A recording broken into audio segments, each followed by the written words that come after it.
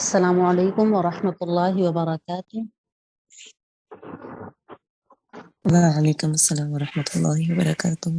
امید ہے آپ سب خیریت سے ہوں گے۔ آپ سب کا بہت بہت شکریہ کلاس کو بر وقت جوائن کیا۔ تو الحمدللہ ہم لیسن 1 اور لیسن 2 قاعدے میں کمپلیٹ کر چکے ہیں۔ تو آج ہم پڑھیں گے مخارج الحروف کی تفصیل کے متعلق۔ تو سب سے پہلے یہ سمجھ لیتے ہیں، بلکہ یہ بات پہلے بھی آپ سب سے میں کر چکی ہوں کہ قرآن پاک کے کچھ حقوق ہیں اس کو پڑھنے کے، اور اس میں پہلا حق یہ ہے کہ ہم قرآن پاک کو ترتیل کے ساتھ پڑھیں۔ تو دیکھتے ہیں کہ ترتیل کسے کہتے ہیں۔ ترتیل کا مطلب ہوتا ہے، ترتیل میں 2 چیزیں ہوتی ہیں، نمبر 1 تجوید الحروف اور نمبر 2 ومعرفت الوقوف۔ تجوید الحروف کا مطلب ہے کہ حروف کو ان کے مخارج سے صفات کا خیال کرتے ہوئے ادا کرنا، اور معرفت الوقوف کا مطلب ہے کہ آپ کو یہ پتہ ہونا چاہیے کہ قرآن پاک پڑھتے ہوئے کس جگہ پہ آپ نے ٹھہرنا ہے، سانس لینا ہے یا وقف کرنا ہے۔ تو ان دونوں چیزوں کی شناخت کا نام ترتیل ہے۔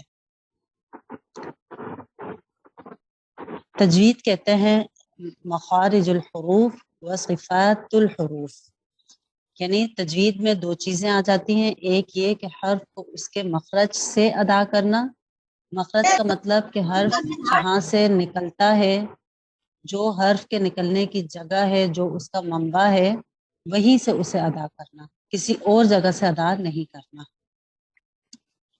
صفات کا مطلب ہے کہ حرف میں پائی جانے والی جو کیفیات ہوتی ہیں، جو کنڈیشن ہوتی ہے، اس کی جو کوالٹی ہوتی ہے، انہیں صفات کہا جاتا ہے کہ حروف کو آپ نے کیسا ادا کرنا ہے، نرمی سے یا سختی سے، موٹائی سے یا باریکی سے وغیرہ، اس ٹائپ کی جو چیزیں ہیں وہ صفات کہلاتی ہیں۔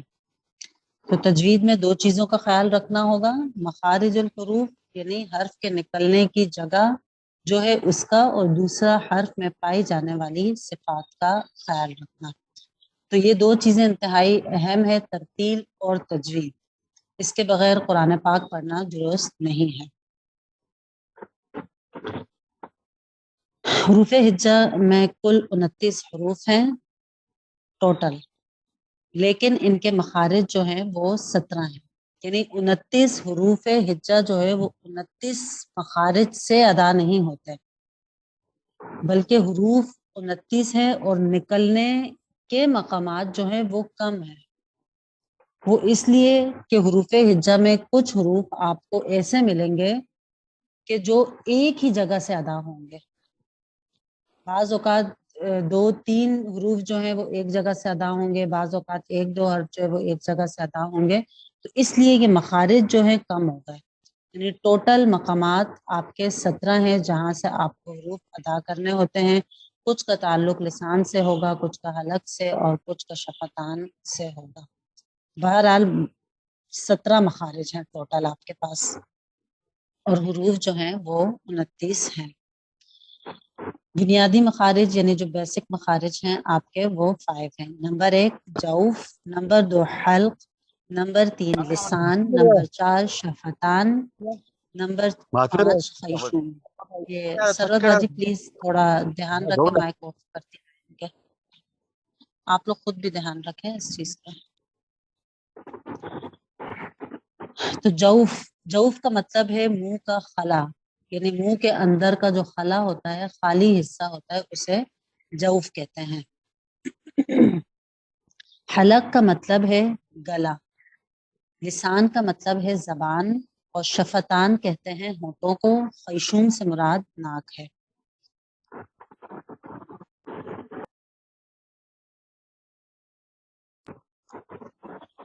آئیے دیکھتے ہیں کہ جوف سے کتنے حروف ادا ہوتے ہیں اور اس میں کتنے مخارج ہے۔ جوف جو ہے وہ منہ کے خلا کو کہا جاتا ہے، یعنی یہ ایک ہی مخرج ہے، کیونکہ خلا جو ہے وہ ڈفرینس نہیں بلکہ کیا ہے، ایک ہی خلا ہے جو پورا خالی حصہ ہمارے منہ کا ہوتا ہے، اسے جوف کہتے ہیں۔ اس سے ادا ہونے والے حروف 3 ہیں۔ سیکنڈ ہے بیسک مخرج ہمارے پاس حلق۔ حلق میں 3 مخارج اور 6 حروف ہیں۔ یعنی مخرج جو ہے، مخارج جو ہے وہ 3 ہیں لیکن ادا ہونے والے حروف 6 ہیں۔ لسان میں 10 مخارج ہیں، ادا ہونے والے حروف جو ہیں وہ 18 ہیں۔ ٹوٹل تو ہمارے پاس کتنے تھے؟ ابتدا میں نے آپ لوگوں کو بتایا کہ 29 حروف ہجا تھے۔ ان 29 حروف ہجا میں سے 18 کا تعلق ہماری زبان یعنی لسان کے ساتھ ہے۔ شفتان میں 2 مخارج ہوں گے اور 4 حروف اس سے ادا ہوں گے، اور خیشوم ایک ہی مخرج ہے، اس سے حرف کوئی ادا نہیں ہوتا بلکہ یہ غننے کی صفت ہے۔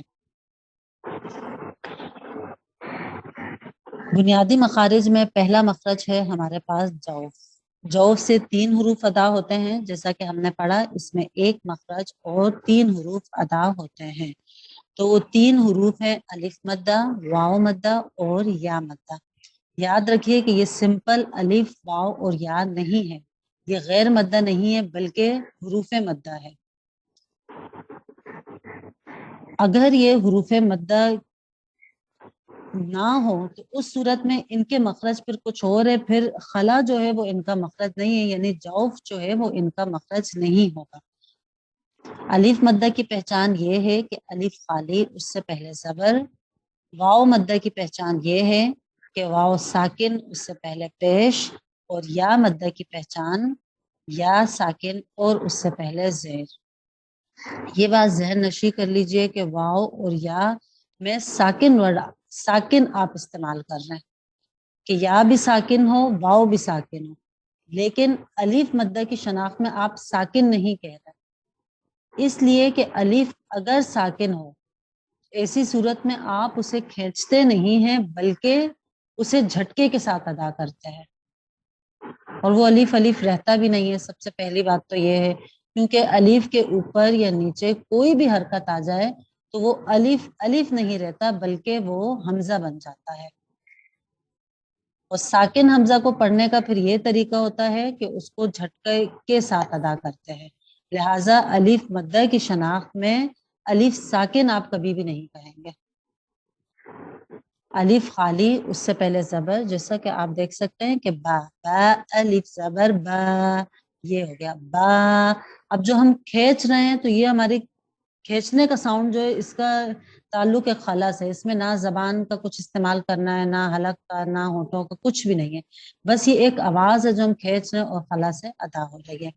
اسی طرح واو مدہ ہے با واو پیش بو، یا مدہ ہے با یا زیر بی، با بو بی، تو انہیں کہا جاتا ہے حروف مدہ۔ حروف مدہ کا مخرج ہے جوف، جیسا آپ دیکھ سکتے ہیں یہ سامنے آپ کو نظر آ بھی رہا ہوگا پکس میں کہ یہ منہ کھلا ہوا ہے تو یہ جوف ہے، پورا خالی حصہ۔ تو ایک مخرج اور 3 حروف اس سے ادا ہوتے ہیں۔ خلاصہ کلام یہ ہوا کہ اللہ تبارک و تعالیٰ نے قرآن پاک کو ترتیل کے ساتھ نازل کیا ہے، خود بھی ترتیل کے ساتھ پڑھا اور نبی پاک صلی اللہ علیہ وسلم کو بھی ترتیل سے پڑھنے کا حکم دیا۔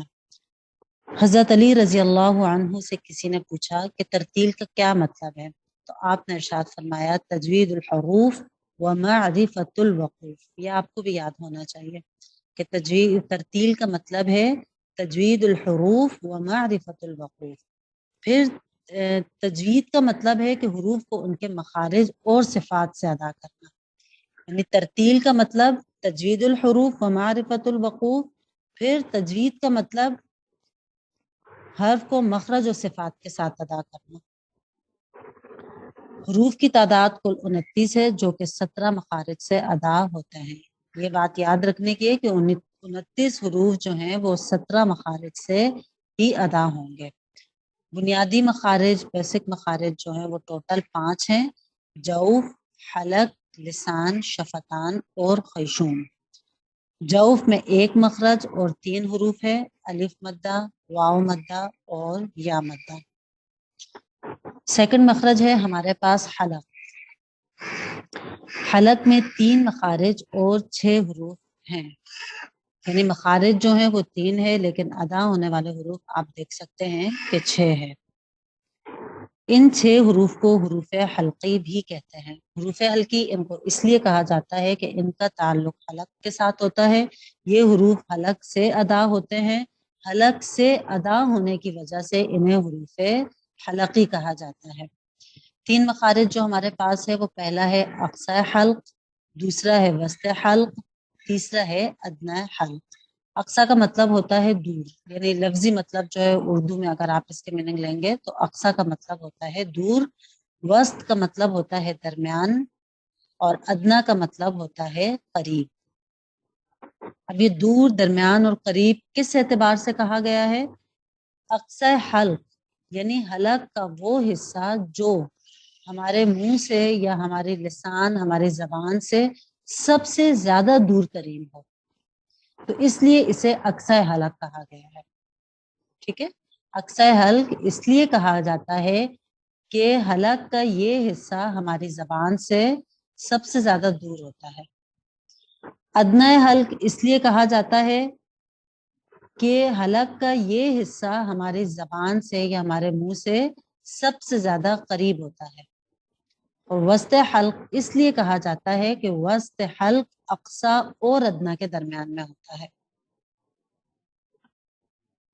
تو اقصی حلق گویا کہ ہمارے حلق کا آخری حصہ ہوا جو کہ سینے کی جانب ہے، وسط حلق ہمارے حلق کا درمیانی حصہ ہوا جہاں ایک ابھری ہوئی ہڈی موجود ہے، اور ادنی حلق ہمارے حلق کا ابتدائی حصہ ہوا، بالکل اسٹارٹ جہاں سے ہوتا ہے ہمارا گلا، وہ حصہ ادنی حلق کہلائے گا۔ اقصی حلق کی ایک پہچان یہ بھی ہے کہ ایک گڑا سا محسوس ہوتا ہے اس جگہ پہ ہمیں، جیسا کہ وسط حلق کی ایک میں شناخت آپ کو بتا رہی ہوں کہ یہاں ابھری ہوئی ایک ہڈی موجود ہوتی ہے، تو اقصی حلق میں ہمیں ایک گڑا سا محسوس ہوتا ہے۔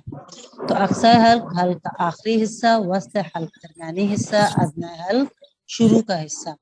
اقصی حلق کو اقصی حلق اس لیے کہتے ہیں کہ زبان سے دور ہے، ادنی حلق زبان سے قریب ہے، اور وسط حلق ان دونوں کے درمیان میں ہے۔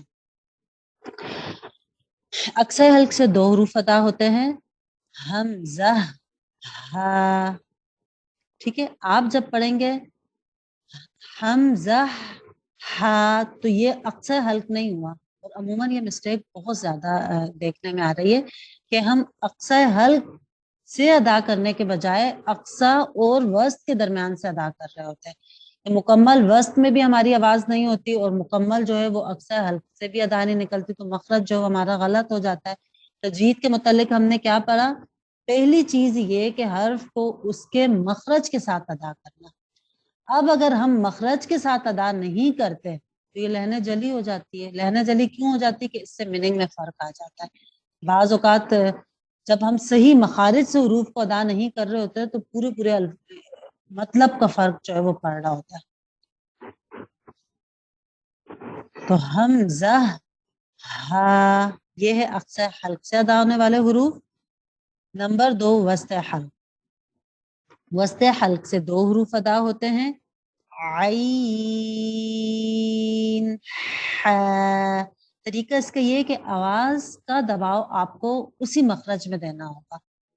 اگر اقصی حلق سے ادا ہو رہے ہیں تو آپ کو اپنی آواز کا دباؤ جو ہے وہ اقصی حلق میں رکھنا ہوگا، اور جو حروف وسط حلق سے ادا ہوں گے تو آپ کو بالکل اپنی آواز جو ہے وہ وسط حلق میں ہی رکھنی ہوگی، بالکل ادھر ادھر آپ کی آواز نہ ہو۔ تھوڑا سا بھی اگر چینج آتا ہے وسط حلق سے آگے پیچھے ہوتا ہے تو آپ کا مخرج خراب ہو جاتا ہے۔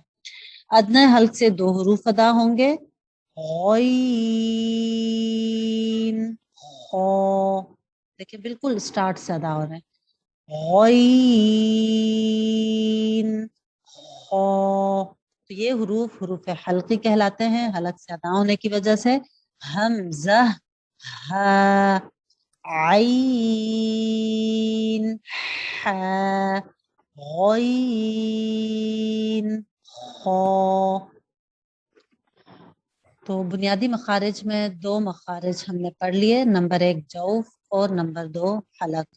میرا خیال سے اتنا کافی رہے گا، اتنا ہی آپ لوگ یاد کیجئے اور اسے یاد رکھیں۔ انشاءاللہ کل ہم پڑھیں گے لسان۔ لسان ہے بھی تھوڑی سی ٹف ہے اور زیادہ چیزیں ہیں اس میں، تو اسے الگ سے ہی پڑھ لیتے ہیں۔